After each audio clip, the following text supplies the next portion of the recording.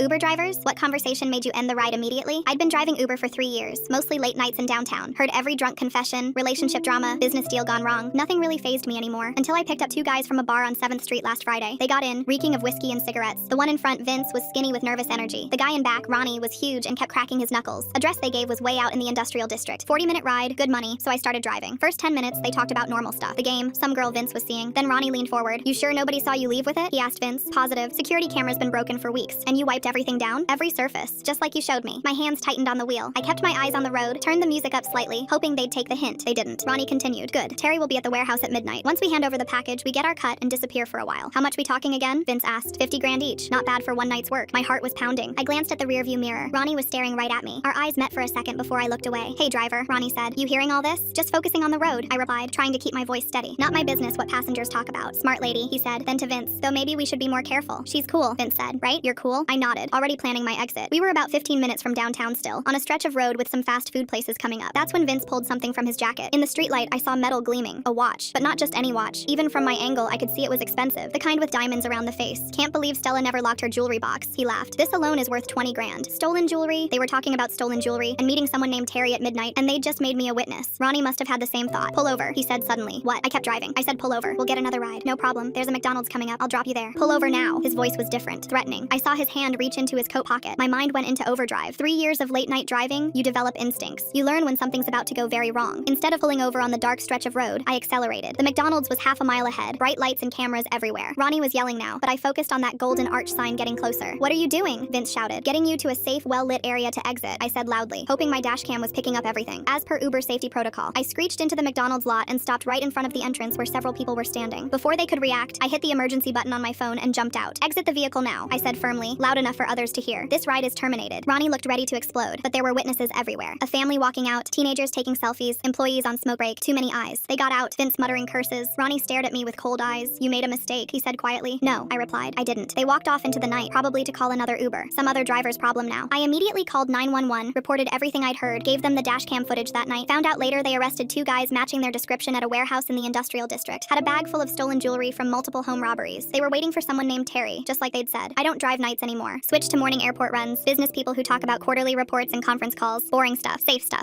Because sometimes the scariest rides aren't the ones where passengers are violent or aggressive. Sometimes they're the ones where you realize you're trapped in a car with criminals who just made you a witness to something you were never supposed to hear.